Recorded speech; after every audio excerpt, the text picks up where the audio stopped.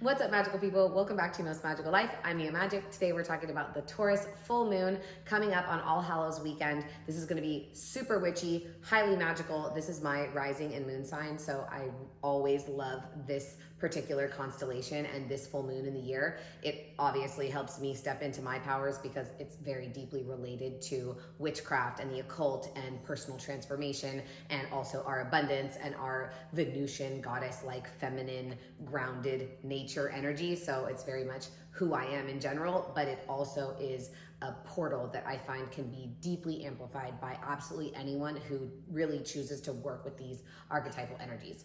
And if any of you are feeling this deeply transformative energy during this witch season, I would absolutely love to have you come and join me in Witch School. This is my fundamental program where we dive so deep into healing and personal transformation and all of your magic and astrology and herbology and all of the incredible elements that create a magical life. So if you would like to join us, the coven is open for you, and I'm going to put the link below.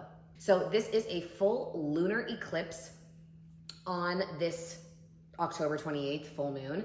And what that means for some people is going to look like, oh, don't go outside, or don't look at it, or don't do your manifestations. But you really get to choose if that's actually what feels right for you and what resonates. So for me, I think that this is going to be a beautiful, powerful experience for any and all of us who choose to connect with that energy of transformation, the energy of the witch. Check out my last video that had a really cute piece of moss on my hat the whole time, that really dives more into the elements of witchcraft. And one of the most important elements is transformation, transfiguration, interpersonal shifts from one thing to another, allowing your beliefs to transform so that you can step into a more magical reality and a more magical version of yourself. So this full moon is really profoundly connected to nature, and not just nature around us, but us as a part of nature, a reflection of nature, our bodies. Taurus is the most sensual of the signs. It's ruled by Venus. It's very much about our relationship to how we experience reality, both in our eyes and our hands and our taste buds and our sense of smell and our hearing, and also how we feel inside. This is the most abundant sign. Someone asked me the other day, what's the best signs to work on money stuff and abundance with? Taurus is absolutely, I would say, the most important sign. Some people would say that Capricorn and Mission, 10th house, that's more your money, and that's fine, great. All the earth signs really are our expression of abundance, but I feel like the true nature of abundance, not just, your income that you make, that you build and you grow because of your mission, or because, you're receiving accolades and affirmation from people in return, which is very mission, mountain climbing Capricorn energy. But Taurus is the goddess herself, is the beauty of the great green earth, which is why money used to be just green and gold, and is just the expression, the true nature, literally and figuratively, of abundance. Is the earth, is our planet. And that is Taurus, the most connected to nature, the most naturally embodied, aware of the senses, relating to the sensual realm. And so with this energy of abundance, what the Taurus full moon asks of us, full moons are about completion, coming to a close with a pattern, the full illumination, really. So you can look at it both ways. I say this to people all the time in Witch School. You can use new moons or full moons for manifestation depending on how you relate to that archetypal energy of it. So does that full illumination, all of that light, does that signify to you that the thing is done? Or is that the time that you want to be planting the seeds and you want to be setting forth and out upon, embarking upon a new venture or whatever, our bodies bleed during new moon times, or when you are not affected by birth control and artificial lighting and hormone imbalances because of the way that our modern world functions. But you would bleed on the new moon and ovulate on the full moon. So when I've spoken to people about that in the past, it's okay, but isn't ovulation us planting the seeds, and the dark is really us shedding? It's kind of reaping the soil, or turning the soil. And yes, it's life's a paradox, I don't know why traditionally we talk about planting seeds during new moons. and not on full moons, and that full moons are only about completion. But that's just how I've learned it, and I am fully aware of it being possible that it's exactly the opposite. And this is another one of those societally programmed things, not like witchcraft is really societal programming. I mean, that would be really nice. I'm working on that, you know, that's definitely that's happening in the near future. But that's just how I've learned it. And I like the dark aspect of that shedding time because, you know, something that people forget, we talk about humility, like religions talk about humility. The word humility comes from humus, comes from the, not chickpea paste, but the forest floor, the humus of the black gold at the bottom of the forest floor, beneath all the leaves and everything that falls away, everything that's released and let go of. So I think that, and you know, then that means like you're connected, you're deeply grounded, you're not like floating away, you know who and where you are. Very Taurian energy, true humility, just like solid, stable, but also letting shit go, letting it shed. So in that way, I think that it is plausible. Tangent, hi. I think it's plausible to talk about, you know, the dark time being when we plant the seeds, because that's the type of soil that is the best, the most rich, right? Which is what the uterus is doing, is like regenerating and shedding herself so that new seeds can grow. Anyways, very Taurian, all of that, the conversation about it, how we relate to the moon would, you know, could be water signs, but that is that goddess energy deeply. So if you're coming to completion with something having to do with Taurus, like your financial situation that you're just ready to be done with, you want to feel differently, you want to step into your abundance, great. This is the perfect moon to do that. You're like, I'm done with these patterns, and you can utilize both energies, the new moon and the full moon, or the like seed planting and the completion. You can complete a pattern by taking new actions. So if what you would always do is like not get yourself a ticket to a really nice full moon ritual, or like go somewhere with your friends for the weekend because you can't afford it, you choose that that pattern is complete, full moon energy, by taking a new action, planting a seed, setting a new intention in motion, new moon energy. The action of it is like proof to yourself that it's done. That doesn't mean you won't fall backwards. We all do that all the time. All the time, you know. I'd like to say that I don't do it, but I do, because everyone does. So you really want to just look at, do I feel like I have something to come to completion with? Or am I just setting intentions in motion for manifestation? Am I really just calling something in? And generally, as I'm sure y'all know from my perspective by this point, if you're calling something in, there probably is something that has to be let go of in order to call that thing in, but you know, that's none of my business. So that's a really beautiful opportunity though, to really look at, what am I letting go of? What am I setting in motion? What are my intentions? And you can do that at any new moon and full moon. This is really just like all choose your own adventure and take the tools, but you got to do the digging, you know? So Scorpio, where our sun is right now, and we're going to dive into the eclipse thing. We're getting there, y'all. Scorpio is the sign of sex, death, and the occult. It is the transformation. It is the alchemist. It is the witch. And so when you have these two, I would say, I mean, the Great Mother,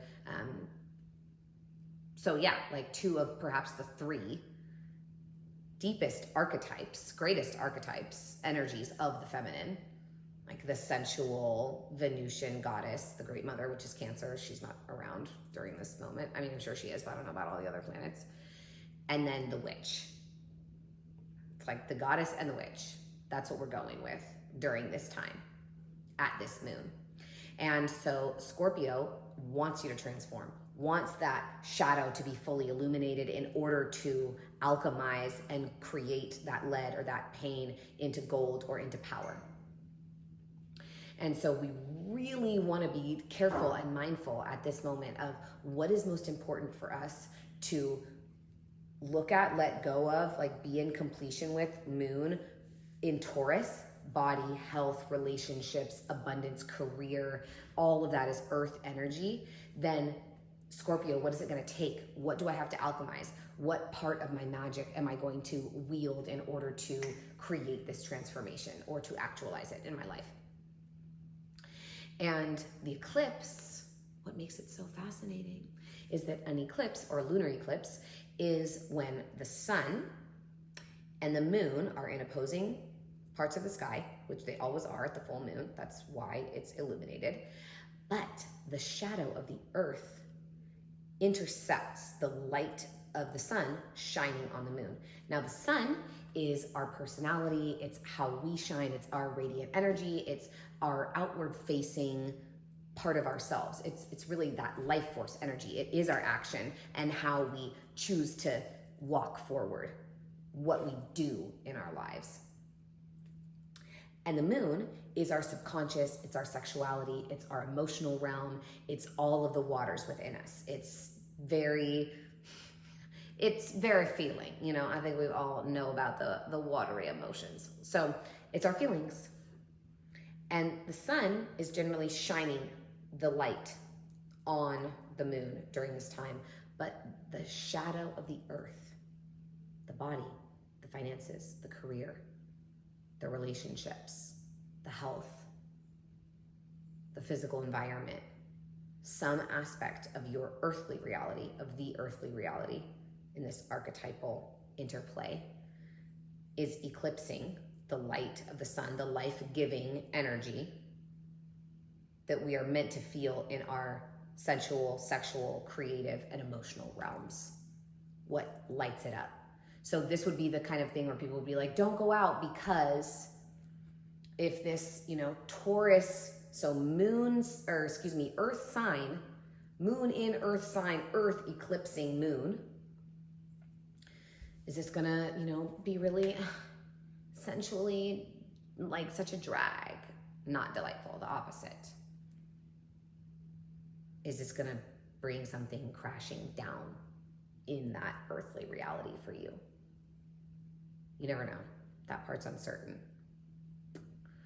But that is what's happening here, is that the light of our sun, our like shining brightness, is being eclipsed by some part of our relationship to our earthly reality that is casting a shadow on or blocking the light from, illuminating the emotional realm that, tying back again to earth, is related to our Taurian, sensual, abundant nature. So how are you feeling about those things? How are you feeling about your sensuality and sexuality? How are you feeling about your relationship to your finances or your career? Because the light is not going to shine upon that. So that's going to create a shadow, right? That might be deeper darkness that's harder to see, or it might be something really coming up, presenting itself just to let you know that it's there. There's so many ways that this can unfold.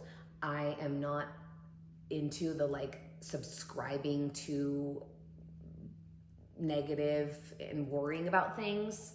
I don't think that that's helpful personally. So what I would invite you to do is work with these energies, work with these karmic archetypal frequencies with intention, and transform some part of the way that you are operating in your earthly reality. Take a different action. Use that fire so that instead of the fire being blocked out and not seen and cast shadow, you be the fire. You be the light. You be the action.